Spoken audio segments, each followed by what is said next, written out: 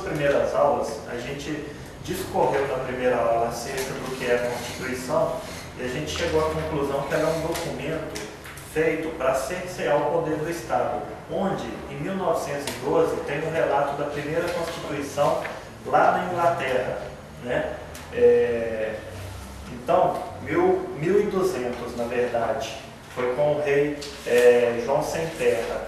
E após isso, teve a Revolução Gloriosa na Inglaterra também, e ela concedeu a Bill of Rights, que era a Carta dos Direitos, porque a primeira carta, ela cerceava alguns poderes do rei, mas ela dava mais direito para a burguesia, né, que eram os barões que obrigaram o rei a assinar esse documento.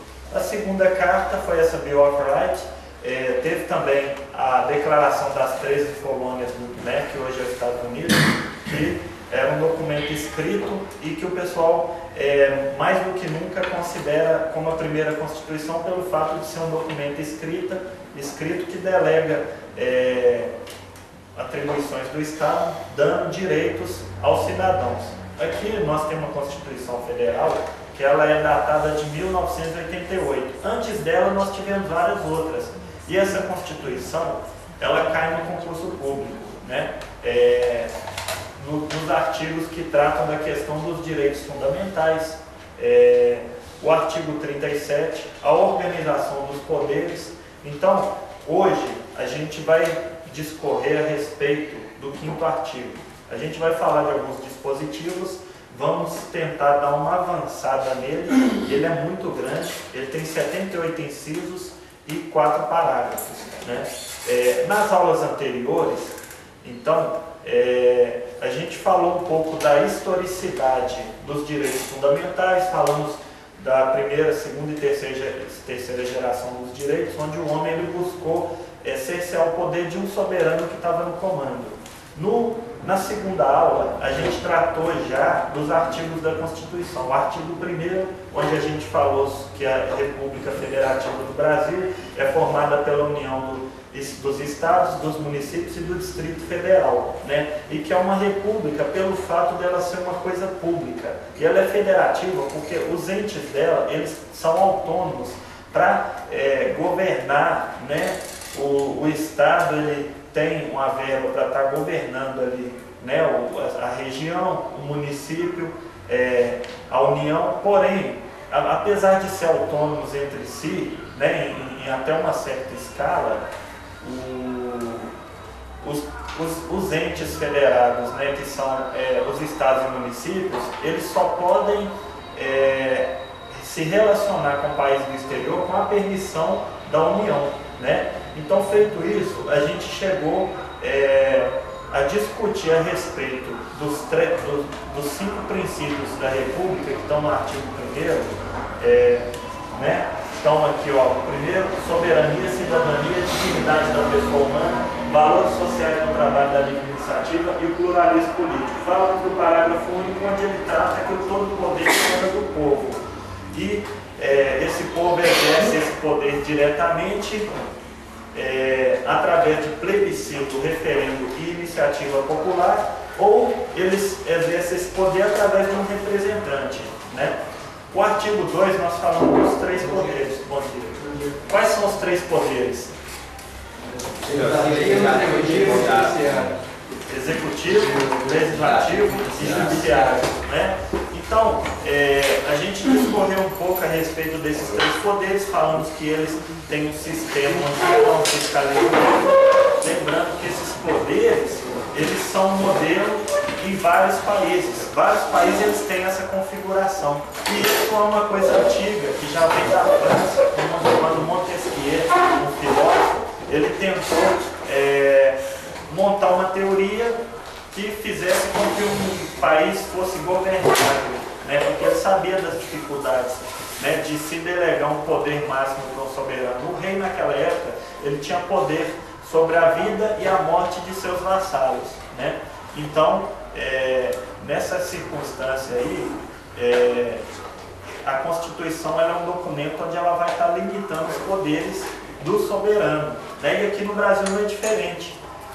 Tanto é que essa Constituição nossa atual, ela garante muitos direitos relativos à liberdade, a questão mesmo da prisão, ela garante direitos um pouco a mais, às vezes, até para quem delinque, na maioria das vezes, porque eles são tratados como presos políticos. Isso porque? Isso devido ao contexto histórico, quando as pessoas foram perseguidas pelo regime militar.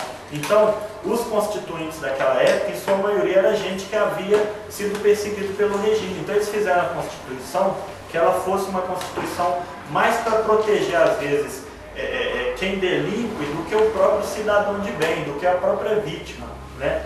Então, falando do artigo 2, o artigo 3 que trata dos objetivos, que é construir uma sociedade livre, justa e solidária, garantir o desenvolvimento nacional, erradicar a pobreza e marginalização e reduzir as desigualdades sociais e regionais, promover o bem de todos sem preconceito de origem, raça, cor, sexo, idade. No artigo 4, nós falamos como é a maneira que o Brasil se relaciona com os países do exterior, né? A gente sabe que o Irã, a maneira dele de se relacionar, a maneira truculenta, que ele muitas das vezes tem declarações aí na imprensa contra o Estado de Israel, que ele não reconhece o Estado de Israel, contra às vezes os Estados Unidos, as potências europeias, né? O próprio Fidel Castro, que muitas das vezes ele não participa de determinadas reuniões a nível internacional. Por quê? Porque ele tem uma maneira truculenta também de lidar com as coisas. Já o Brasil já é um país mais pacífico, é um país que se envolveu em poucos conflitos em toda a sua história, né? Ele mais mandou força de paz, seja para Angola, Canal Suez, atualmente o Haiti, do que fez, né, participou de conflitos aí. Eu lembro do Paraguai, a Segunda Guerra Mundial, ele mandou uma expedição lá para a Itália. Então ele é um país onde ele rege por esses princípios que estão aqui, que são princípios muito claros e objetivos e que na maioria das vezes vão fazer com que o Brasil tenha uma postura mais pacífica, né? Agora, o artigo 5º aqui, que ele trata dos direitos e deveres individuais e coletivos, né? Os direitos e garantias fundamentais. Esses direitos e garantias fundamentais, eles começam no artigo 5º, eles vão no artigo 6, que é o dos direitos sociais, o artigo 7, que trata dos direitos dos trabalhadores, né? Dos empregados, o artigo 8 da continuidade, que trata da questão trata da questão do direito de sindicalizar, do direito de greve, e o 9, 10, 11, né? Eles tratam desses direitos do trabalhador. No artigo 12 vai tratar da questão da nacionalidade, quem é brasileiro nato, quem não é. O artigo 13, os símbolos nacionais. O artigo 14 vai falar dos direitos políticos, quem pode se candidatar ou não. O artigo 15, 16 e 17 sucessivamente, sendo que o 17, onde termina os direitos fundamentais, vai falar dos partidos políticos, né? As agremiações, vai tratar de questões relativas às agremiações políticas. Então, esse artigo 5º aqui, né, onde tem o seu caput, que traz a seguinte redação, sem ler, por gentileza. Todos são iguais perante a lei, sem distinção de qualquer natureza, garantindo sobre brasileiros e estrangeiros dentro do país a inviolabilidade do direito à vida, a igualdade, propriedade e segurança nos termos seguintes. Isso, quer dizer, aos brasileiros e aos estrangeiros residentes no país, né? É inviolável o direito à vida, à liberdade, à segurança, à propriedade. Então, a gente entende o seguinte, esses 78 incisos, eles trazem direitos e garantias fundamentais. Direitos e garantias, o que é isso? Direito de um lado, garantia do outro. Se estão direitos e garantias, se tem um conexo aí, o né? Esse no meio aí, quer dizer que são diferentes. O direito e a garantia se não seria direito ou garantia, né? Mas como é direitos e garantias, então são coisas distintas. Esses direitos, eles são normas declaratórias, né? Onde declara que o cidadão ele tem um direito à liberdade, direito à segurança, o direito de crença e consciência. Já no caso da garantia, ela é um conjunto de circunstâncias que vão garantir esses direitos aí, né? As garantias, os remédios constitucionais, o direito a um processo que seja justo, né? Uma ampla defesa e um contraditório para a pessoa se defender. Então tudo isso é garantia, o direito de peticionar às autoridades, o direito de receber informações. Quer dizer, então a partir do momento que você tem direito, você tem que ter garantia para assegurar que esses direitos sejam cumpridos, né?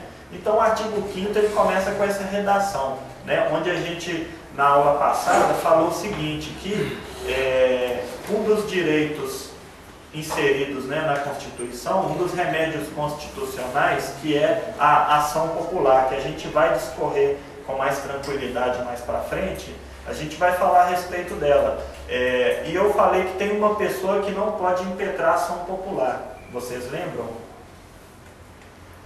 Que não é residente, não é... O estrangeiro não residente no país. Ele não pode impetrar ação popular, mas ele pode impetrar o habeas corpus.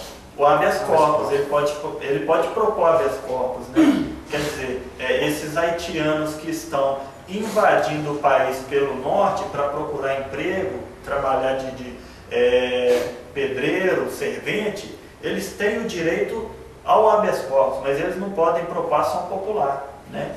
A ação popular a gente vai ver mais para frente, mas em síntese, ela é uma ação onde você vê que tem uma coisa coletiva sendo destruída e você entra com essa ação para proteger isso, né? Lá no artigo 5º, lá naqueles incisos ali, né, 65, 70, fala que todo cidadão é parte legítima para propor ação popular que vise anular ato lesivo contra o patrimônio histórico e cultural em que o Estado participe, né? Então a gente vai ver com calma mais para frente. Já no inciso 1º do artigo 5º, nós temos o seguinte dispositivo. Ele fala: homens e mulheres são iguais em direitos e obrigações nos termos desta Constituição. Direitos, que é uma norma que declara, né, uma pessoa vantagem ali, né, ela tem aquele direito ali, aquela garantia, e obrigações uma norma que vai exigir que a pessoa tenha determinada conduta, faça determinada coisa, né? E lembrando que essa Constituição ela iguala o homem e a mulher. Por quê? Porque as constituições anteriores, elas não faziam isso não, né? As constituições anteriores, a mulher foi dada a ela o direito de votar, salvo me engano, na Constituição de 1932. Outra Constituição que não permitia que a mulher abrisse, né, algum negócio sem a tutela, sem a permissão do homem, né? A Constituição antes de 88, que falava que o homem era o chefe de família. E ele sendo o chefe de família, ele que tinha né, a decisão, o poder de decisão em cima da família. E a gente tinha chefe de família que saía às 7 da manhã para o boteco e voltava às 11 da noite e nem sequer trabalhava. Então, quando os legisladores, né, entenderam essa distorção, aí na Constituição de 1988 eles igualaram o homem e a mulher. Quem são os legisladores? Os deputados, os senadores, a nível federal. Quem são? Deputado federal, senadores. Isso, a nível estadual. Deputados estaduais. A nível município. Vereador e deputado. Distrital é a nível distrito. Distrito Federal, que ele é localizado ali, né, no meio do Brasil ali, né? Distrito Federal, que tem Brasília, né? É onde fica o Congresso Nacional. Então, nessa perspectiva aí, a Constituição ela igualou o homem e a mulher, né? Ela iguala o homem à mulher. O inciso 2, ele diz o seguinte: ninguém será obrigado a fazer ou deixar de fazer alguma coisa senão em virtude de lei. A gente lembra, quando a gente vê esse inciso, o seguinte redação: que o Estado ele não vai poder obrigar ninguém a fazer nada se não tiver antes prescrito, né? Um policial vai chegar numa localidade lá, ele só pode obrigar um cidadão a fazer algo desde que isso esteja escrito. A própria lei de execuções penais mesmo, ela prevê que só haverá punição se houver anterioridade, né? Se tiver escrito lá, se tiver determinado. Se não tiver determinado, não é crime, não é falta, não é nada, né? Então, o que quer dizer? Isso aí vem do princípio, em latim, né, que diz: nullum crime, nulla poena, sine lege. Não há crime sem lei anterior que o defina, nem pena sem prévia combinação legal. Quer dizer, é o artigo 5º, inciso 39. Tanto o inciso 2 quanto o 39, eles tratam do princípio da legalidade, onde o cidadão pode fazer tudo, desde que não esteja proibido em lei. Enquanto o poder público, né, o servidor público também, né, isso aí já é um princípio do direito administrativo. O servidor público ele só pode fazer aquilo que está descrito em lei. Ele não pode fazer algo que seja diferente. Por quê? Ele já tem as regras ali bem definidas ali. O poder público ele não pode inventar. Ele tem que fazer o que está descrito em lei, né? Então, esse é o princípio da legalidade, onde a gente vai chegar no artigo, no inciso 39, e a gente vai discorrer um pouquinho. A questão também a questão do inciso 3, né? O inciso 3 que fala que não haverá tortura nem tratamento desumano ou degradante. Tortura é um crime inafiançável e insuscetível de graça e de anistia. Tortura é imprescritível? Não é. Quais são os crimes imprescritíveis no Brasil? Racismo e ações de grupos armados. Isso, civis ou militares contra a ordem constitucional e o Estado democrático de direito, não é isso? Então, a Constituição, ela prevê o seguinte: ela prevê que a tortura não é crime imprescritível, quer dizer, ela prescreve, né? A gente lembra bem aí a relação, né, essa questão do militarismo. A Dilma atualmente tem dado declarações a respeito de apurar ou não aqueles crimes cometidos lá na época do militarismo. Só que tem duas questões aí. A primeira é que foi concedida a anistia. O Congresso Nacional, ele anistiou todas essas pessoas, né? Pelo menos do outro lado, né? Que seriam o quê? Seriam as pessoas que lutaram contra o militarismo, né? Aí alguns doutrinadores eles entendem que essa anistia ela atingiu os militares. O que é anistia? Perdão. É um perdão, mas é muito mais do que isso. A anistia, ela é o esquecimento do fato. Ela é o esquecimento. Enquanto o induto, ele é um perdão, assim como a graça é um perdão coletivo, o induto é um perdão, a graça é perdão individual, o induto, perdão coletivo. A questão da anistia, ela é o esquecimento do fato. Então, ninguém será levado a tortura nem a tratamento desumano ou degradante. A gente tem a lei da tortura, que a gente vai estudar mais para frente, ela é de 1997.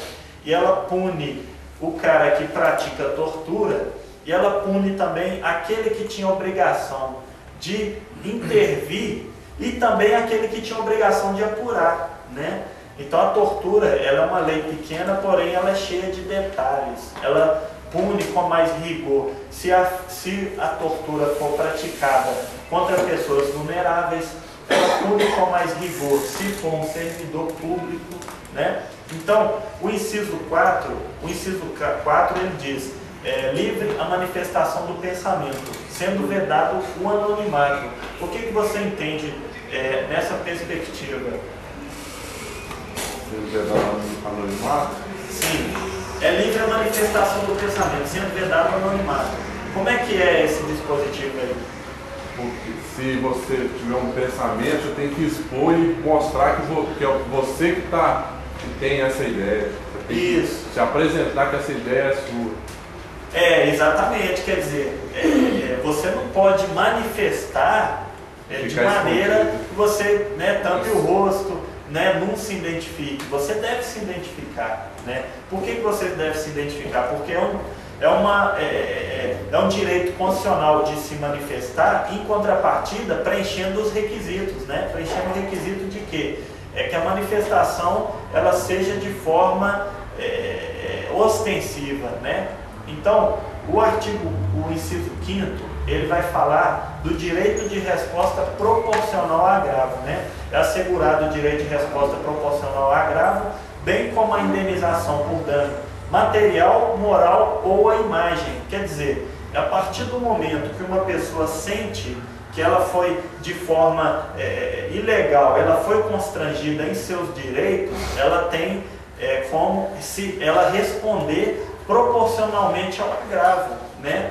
Nessa perspectiva aí é onde a gente lembra da legítima defesa também, né? Que a pessoa tem o direito à legítima defesa, escrito lá no artigo 23 do Código Penal, e também a acumulação de indenizações, né? Dano material, moral ou à imagem.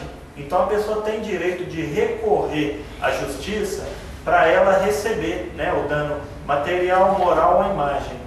Então, esse inciso 5 aí, ele é importante nessa perspectiva. O inciso 6, ele vai tratar da liberdade de consciência ou de crença, né? É inviolável a liberdade de crença ou de consciência, sendo assegurado o livre exercício dos cultos religiosos e garantindo na forma da lei a proteção aos locais de culto e suas liturgias. Quer dizer, então, a manifestação, a liberdade de crença, ela é absoluta. Tanto é que se alguém pensar em cometer um crime, esse alguém não é punido. Por que ele não é punido? É porque é o seguinte, a lei, ela não pune o pensamento, né? Bom dia. Ela pune o seguinte, a mera cogitação não é punível pela lei. Então, nessa perspectiva aí a gente vê o seguinte, esse inciso 6, né, inviolável a liberdade de consciência e de crença, sendo assegurado o livre exercício dos cultos religiosos. Quer dizer, a Constituição ela assegura que nós tenhamos os cultos religiosos, né? Lá em Cuba, por exemplo, lá existem restrições quanto a esse direito. Por quê? Porque lá em Cuba é um país comunista, né? Então, aqui no Brasil, apesar do país ser laico, por que ele é laico? Porque ele não concede vantagens para nenhuma entidade religiosa, né? Ele não concede vantagem. Isso veio da época de Dom Pedro, né, onde ele fez a separação entre a igreja e o Estado. Isso foi benéfico tanto para a moral da igreja quanto para a sociedade. A partir do momento que a igreja ela começa a entrar no campo político, acontecem distorções, né? A igreja ela começa a governar. E governar tem que ser uma entidade que não seja religiosa, né? Nós temos lá na Inglaterra a Rainha Elizabeth, onde ela é chefe da igreja anglicana, né? Ela é chefe da igreja anglicana. Porém, o país ele assegura uma liberdade, né? Apesar dele dar como prioridade questões relativas à igreja anglicana. Então, nós temos que ter em mente o seguinte, que o Estado ele vai assegurar a proteção a esses locais de culto e liturgia, né? Isso foi até questão da prova passada. Por quê? Lá estava dizendo o seguinte, que estava perguntando se o Estado ele garantia a segurança desses locais de culto, né? E garante, né? Não vai colocar um vigilante lá, né? Mas vai garantir na seguinte perspectiva: a partir do momento que tiver alguma ameaça, alguma iminente ameaça de violação, né, da segurança daquelas pessoas que estão praticando aquele culto, então o Estado ele vai intervir com a força policial, com o jus puniendi, né?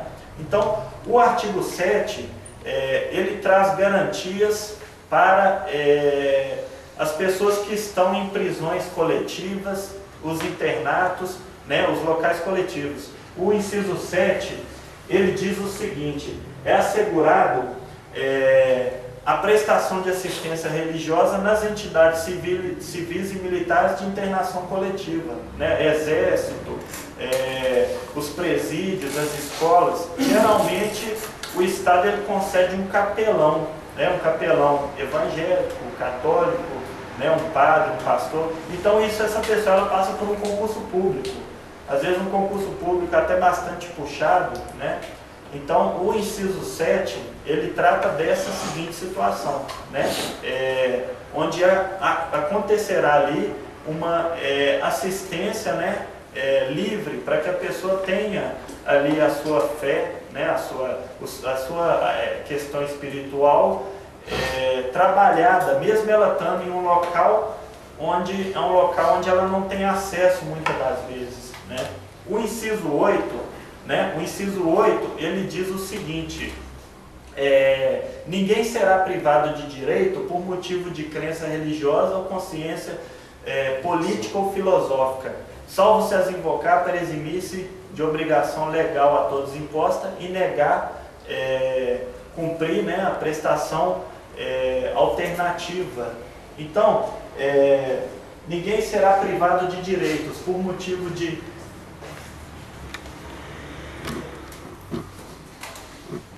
convicção política ou filosófica, né? Quer dizer, o Estado ele garante mais do que nunca o direito da pessoa de ter o seu culto religioso, de participar de alguma agremiação, algum partido político.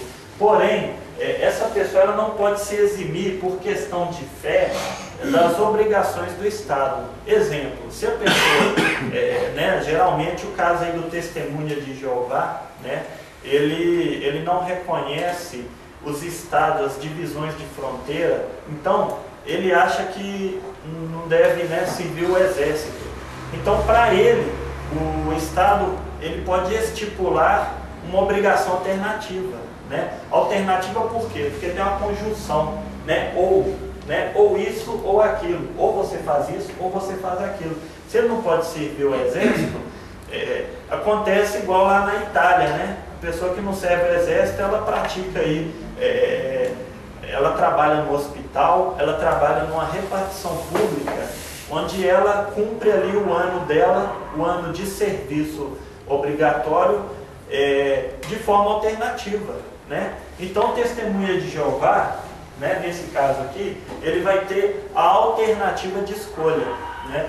E a crença aqui filosófica, né, ou política, não vai permitir que a pessoa ela deixe de cumprir uma obrigação, né? Você tem, por exemplo, a obrigação de votar, né? Você vai lá, você chega lá, vota e tudo, beleza. Quem não vota tem a obrigação alternativa de justificar, né? Então, você trabalha com obrigação, né?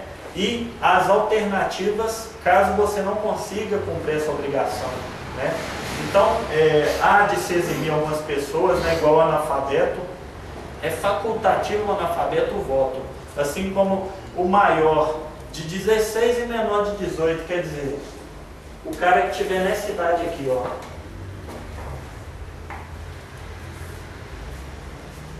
que é maior, né? Maior. Isso, esse é o maior de 16 e o menor de 18, né? Então, a esse aqui é facultativo o direito de votar. E aos maiores de 60 anos, né? Então, isso aí a gente vai ver aonde? A gente vai ver lá no artigo 14 da Constituição. Então, voltando aqui, a gente acabou de falar o seguinte, a gente falou da obrigação alternativa, né? Então, a pessoa ela tem a liberdade de consciência e de crença, não podendo utilizar disso para se eximir de obrigações, né? O inciso 9 aqui vai tratar da seguinte questão: é livre a atividade intelectual, artística, científica ou de comunicação, independente de censura ou licença. Por que censura?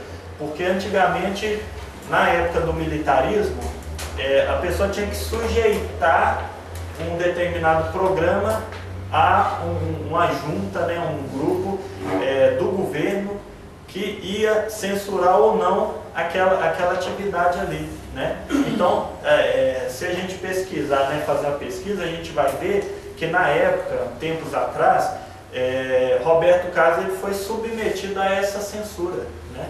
Ele teve uma votação para eles verem até onde ele poderia dar continuidade nas atividades artísticas dele. Por quê? Porque ele estava, alegaram que ele estava influenciando de forma negativa toda aquela juventude ali, né? Com aquelas gírias, aquela maneira, né, de se vestir, de se portar. Então, ele foi submetido a isso aí. Na época, até Silvio Santos foi uma pessoa, né, que se colocou a favor, favorável a ele. Teve outras pessoas que o acusaram e tudo, né? Então, a ditadura ela era bem firme nessas questões aí, né? Lembrando que foi uma das épocas onde o cinema, né, pornográfico mais cresceu, né, com a pornochanchada, quer dizer, então eles censuravam tudo aquilo que fosse questionar, né, o poder do Estado, o governo deles, né.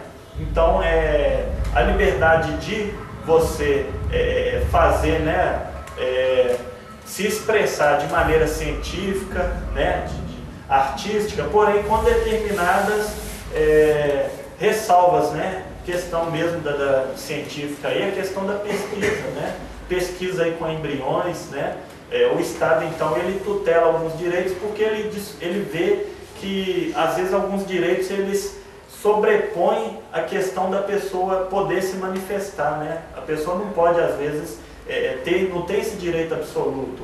Eu lembro de um caso lá nos Estados Unidos, de ter uma igreja lá que ela chama Igreja Batista God Hate Folks. É desse jeito, né? God, Deus odeia homossexuais. É uma coisa bem sinistra. Então, esse pessoal dessa igreja, né, lá tem várias igrejas. Essa igreja, ela conseguiu, né, uma liminar, através de uma liminar, o direito dela de manter a atividade que ela vinha fazendo. Qual que é a atividade? Assim que algum militar retornava, né, retornava os restos mortais de algum militar que estava no Iraque, retornava para os Estados Unidos, o que acontecia? Eles iam no caixão no velório dessa pessoa, se ele fosse homossexual, aí eles praticavam ali o que a gente chama aqui no Brasil de assédio, né? Eles iam com cartazes falando, né, não, o simples fato dele ser homossexual fez com que ele culminasse aí nessa circunstância. Então, o tribunal reconheceu o direito da igreja de dar continuidade nesse tipo de atividade aí. Mas por quê? Porque lá nos Estados Unidos, a liberdade de expressão, ela é muito forte lá. Ela sobrepõe as outras liberdades. Tanto é que aqui nós reconhecemos a eficácia horizontal dos direitos e a eficácia vertical. O que é eficácia vertical? É a relação Estado-pessoa, né? Por exemplo, o Estado, determinada circunstância, ele não vai poder ultrapassar ali aquela linha tênue, né? Ele não vai poder desapropriar uma residência, por exemplo, sem uma justa indenização. Não vai poder retirar ali um indivíduo sem a devida cautela, agindo, né, de forma, não vai poder prender qualquer pessoa sem que tenha uma prisão justa, sem que tenha um processo legal, amplo, contraditório e ampla defesa, né? Da mesma forma, os cidadãos, na eficácia horizontal, eles têm que agir de forma que não prejudique o direito do outro, né? Na questão, por exemplo, onde assegura direito de resposta proporcional ao agravo. Já lá nos Estados Unidos, não tem essa garantia de forma tão efetiva, não. Aqui a gente vê, por exemplo, Leonel Brizola, ele teve 3 minutos no Jornal Nacional para ele expor, né, algumas questões aí contra a Globo, que a Globo havia perseguido ele. Então ele teve essa liberdade e esse direito garantido. E uma indenização, né, como a gente estava dizendo, uma indenização que pode ser acumulável, né? A indenização material, moral ou a imagem. Não é isso, Ângelo? Então, quer dizer, a gente tem esse direito aí, né? Então, agora no inciso 10, a gente trata da intimidade, né? É assegurado,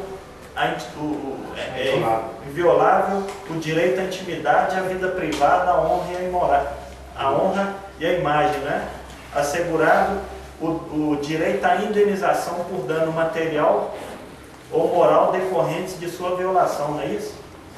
Pois é, então, essa intimidade, ela vem da seguinte situação. Você ter uma garantia à sua família, né? Determinados processos, eles correm no judiciário de uma forma secreta, né? Eles acontecem sem que a gente saiba, né? São aí processos aí que levam em conta questão de crime de estupro, né? A questão aí envolvendo família, envolvendo criança. Há muitas das vezes até uma empresa que copiou o carro da outra, né? Copiou o veículo aí da outra, aí corre em segredo de justiça aquele processo entre as duas empresas. Teve um caso assim entre, acho que Fox e uma outra empresa aí, teve um problema nesse sentido aí, né? Existem aqueles espiões industriais, né? O cara ganha muito dinheiro para ele se qualificar e ele se tornar um espião industrial. Isso aí dá dinheiro demais, porque na hora que a empresa, a Apple, lança uma coisa, a Samsung vai lá e lança um pouco melhor, né, o aplicativo. Então, essa guerra aí, né, no mercado aí. Então tem que assegurar o direito à intimidade, seja da pessoa física, como ser humano, né, ou pessoa natural, seja a pessoa jurídica, né? Então é assegurado, podendo haver as indenizações, né, as indenizações. O inciso 11, né, fala da inviolabilidade de residência. Isso aí é importantíssimo, gente. Por quê? Você tem 4 circunstâncias aqui, onde a casa pode ser violada. Com consentimento do morador, nós não podemos dizer que a casa está sendo violada. Por quê? Porque não tem como você violar algo onde você foi permitido, né, adentrar. Então a casa é asilo inviolável do indivíduo. Ninguém nela podendo penetrar sem consentimento do morador. Aí tem 4 hipóteses, né? Salvo, toda vez que a Constituição falar salvo, né? Salvo, quer dizer, a não ser, né? Se você vê essa frase, essa expressão salvo, você pode trocar pela expressão a não ser, né? A não ser os seguintes casos, né? Ninguém nela podendo penetrar sem consentimento do morador, salvo no caso de flagrante delito, né? Ou desastre, ou para prestar socorro, ou durante o dia, por determinação judicial, isso aí, porque já tiveram concursos em que estava escrito lá, por determinação policial, né? Não é policial, o policial, a autoridade administrativa, ela não tem esse poder não, é só autoridade judicial, né? Nem autoridade legislativa e nem autoridade administrativa, é autoridade judicial. Então, no caso de flagrante delito, por quê? No momento ali que ocorre um crime, né? Aconteceu um crime ali, aí essa pessoa, né, 11 da noite, ela acabou de delinquir, aí ela corre para a casa dela, chega lá, os policiais podem entrar sim, né? A Constituição permite. Ou desastre, né? Desastre é diferente de prestar socorro. Desastre é uma árvore cair, um terremoto, sei lá, um maremoto, né? Para prestar socorro pode ser uma coisa simples. A pessoa pode ter um problema aí de pressão alta, né? Ou durante o dia, por determinação judicial. Quer dizer, né, o juiz capa preta vai lá, assina o negócio, o cara entra lá. Esse dia seria até 18 horas mesmo? Ou a mais? O Código de Processo Penal, ele fala que é durante o dia. Então, à luz do dia. À luz do dia. Exatamente. Tem luz, pode. Dependendo do horário de verão, essas questões. Exatamente. O dia termina às 20 horas. Porque a tutela do Estado nesse sentido é o seguinte, a partir do momento que escurece, né, a casa, ela tem, né, o refúgio ali, o cidadão ali, né? Antigamente aí, até 1900 e alguma coisa, aí muitas casas não tinham luz não, então dava 7 da noite todo mundo ia dormir. Eu acho que hoje o pessoal pode até implementar essa lei aí, né? Mas lá no Código de Processo, lá trata da questão enquanto tiver de dia, né? Aí às vezes, né, verão aí, é a época que o sol demora a ir embora um pouco, né? Então a doutrina ela costuma tratar nesse sentido aí, né? O inciso 12, ele é importante também, né? O inciso 12, eles costumam explorar muito ele em concurso, né? É inviolável o sigilo das correspondências, de dados e das comunicações telegráficas, né? Salvo em casos, em última hipótese, né? Em última circunstância, né? Para instrução processual, né? Ou investigação criminal, não é isso? Por ordem judicial, nas hipóteses e na forma que a lei estabelecer para fins de investigação criminal ou instrução processual penal. Investigação criminal, né, a gente sabe que o policial ele vai fazer uma investigação ali, né? Então ele precisa grampear, violar correspondência, né?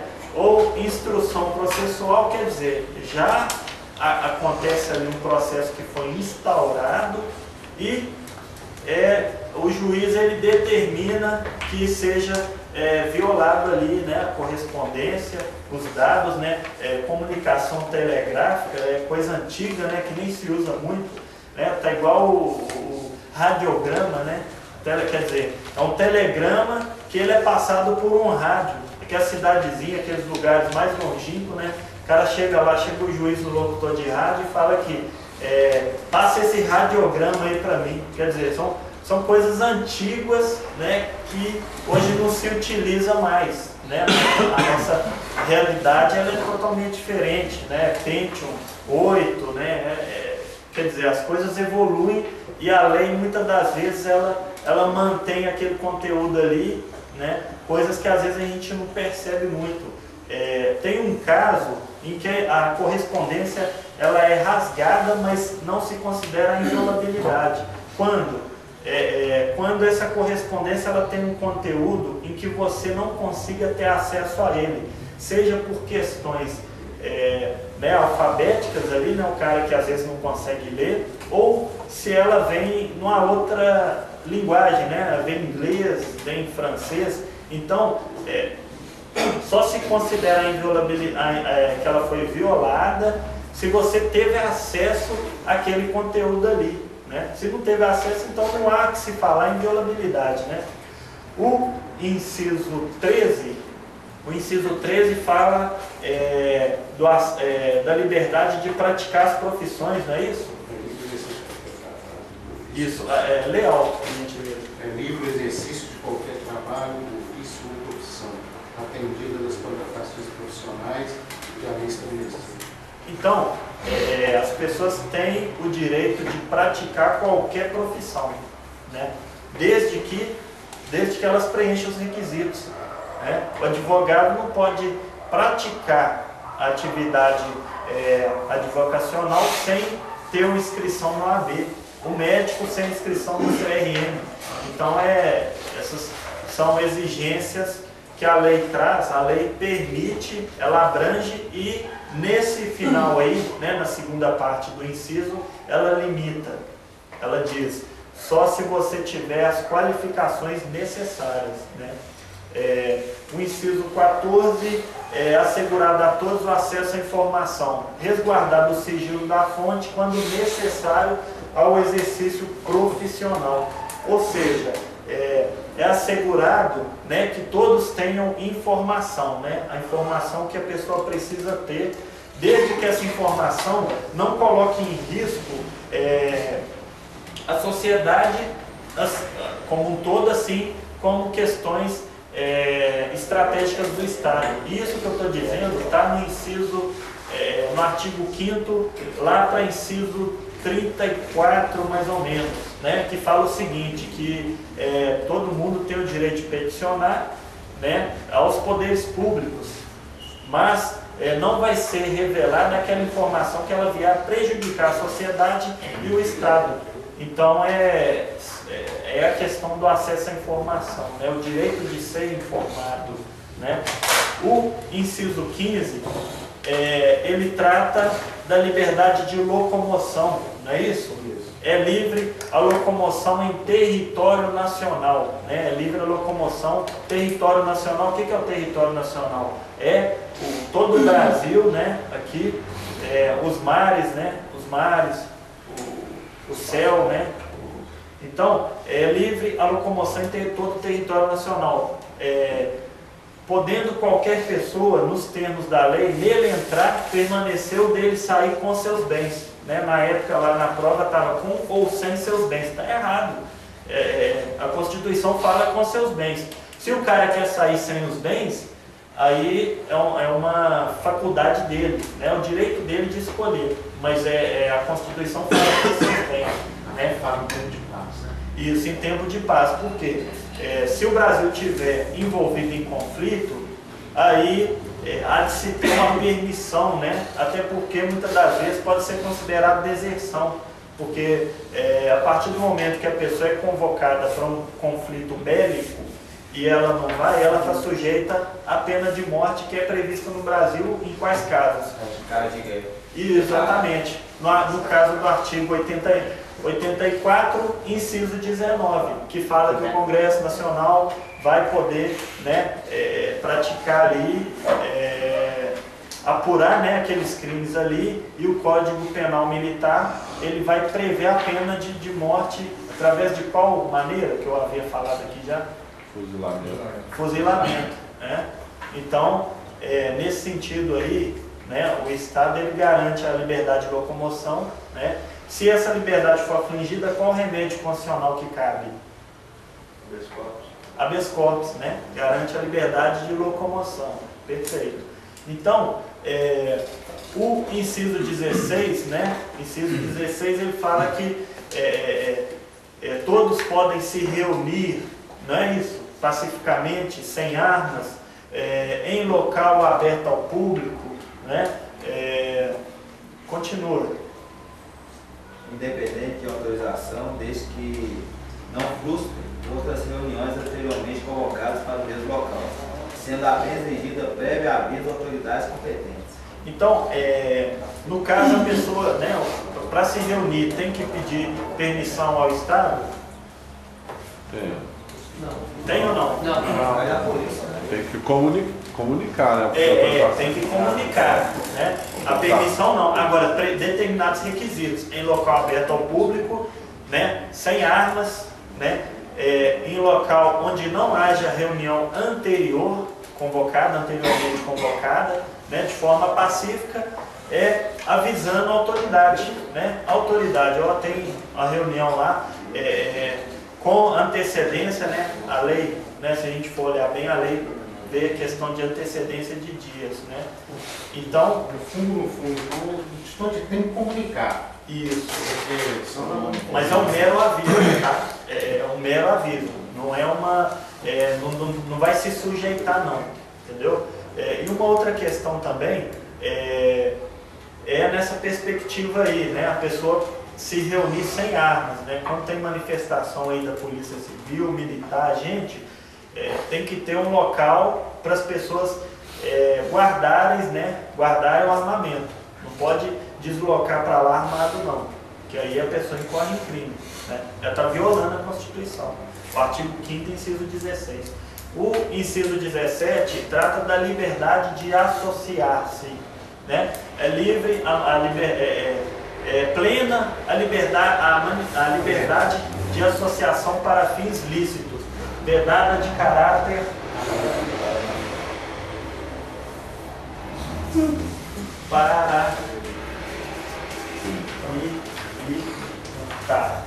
paramilitar, né? Militar a gente bem sabe que é um regime, né? Um regime castrista, né? Vem lá do persa, né? Não queira saber o significado não, que é bem pejorativo, né? Militar. Depois vocês pesquisam lá no Google lá. Mas é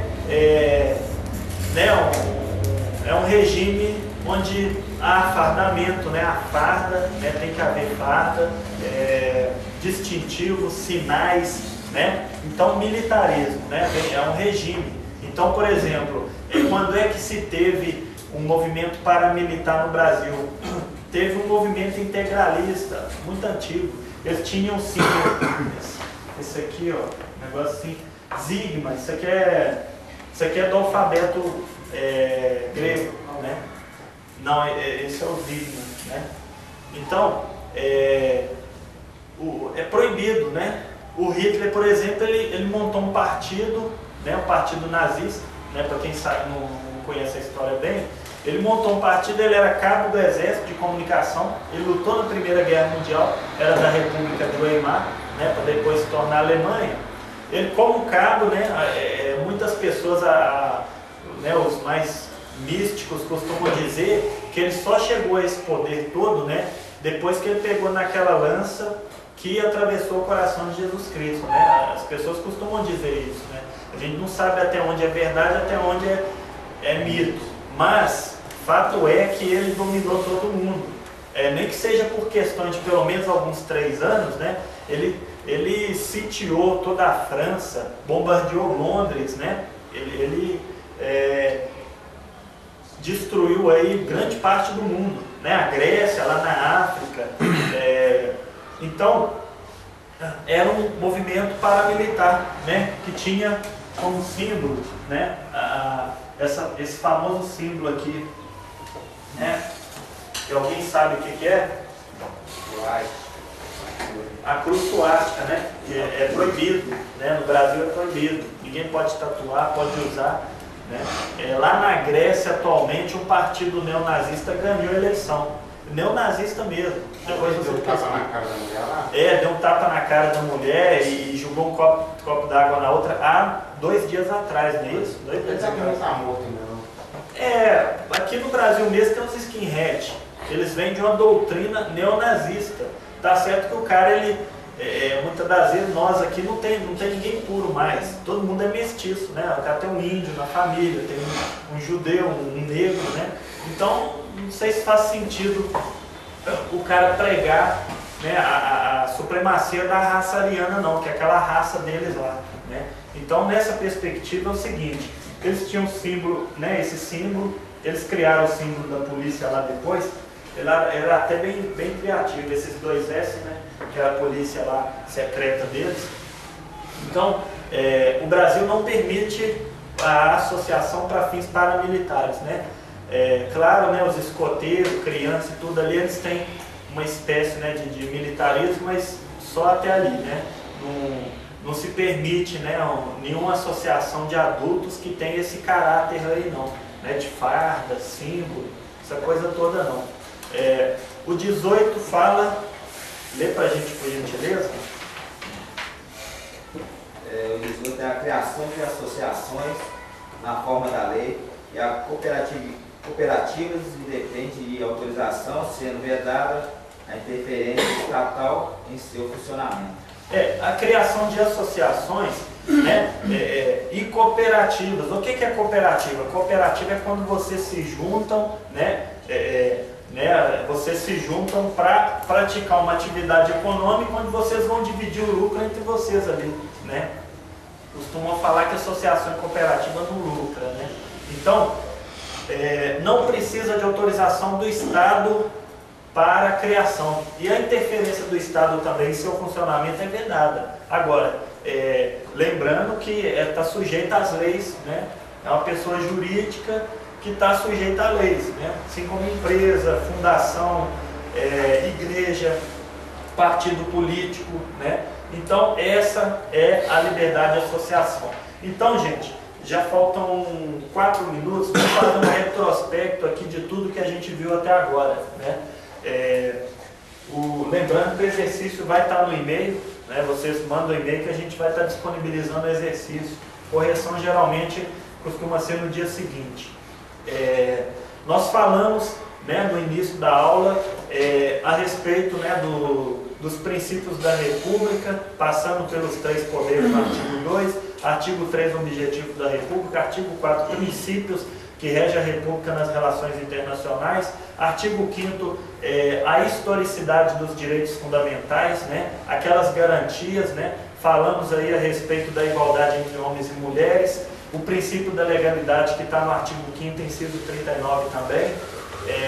O inciso 3, que fala da tortura, né, discorrendo sobre a lei da tortura. O inciso 4, liberdade de manifestação, sendo preenchido o requisito da não, o anonimato ele não é permitido.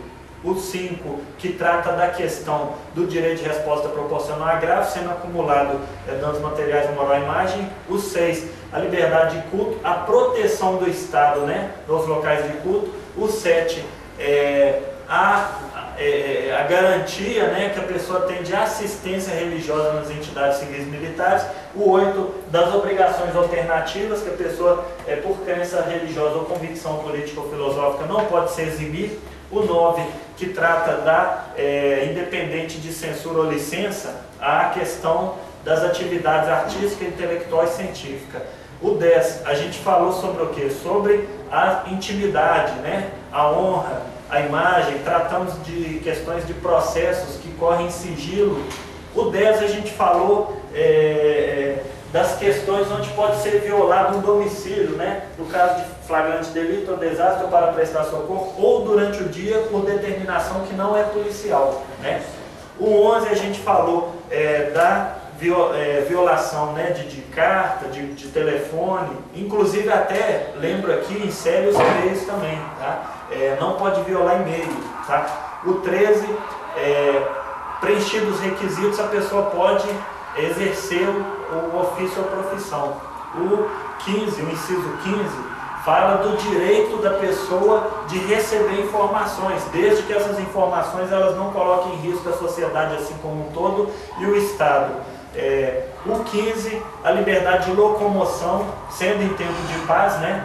Sendo que a pessoa ela pode sair com seus bens, né? O 16, a liberdade de se reunir pacificamente, sem arma, né? Em local aberto ao público, não precisa de autorização. Basta que você faça ali uma mera dê a notícia do fato, né? A partir do momento que você dê a notícia ali do fato, você pode praticar o seu direito de se reunir pacificamente. Esse é o 16. O 17 é a plena liberdade de associação, vedada de caráter paramilitar. O 18, a criação de associações e, na forma da lei, a de cooperativas, né? Então, finaliza aqui a aula. Na próxima aula a gente vai continuar tratando, né, desses incisos aí, até a gente tentar pelo menos chegar lá nos remédios constitucionais, habeas corpus, habeas data, mandado de segurança, mandado de injunção, ação popular. Beleza, pessoal? Fechado.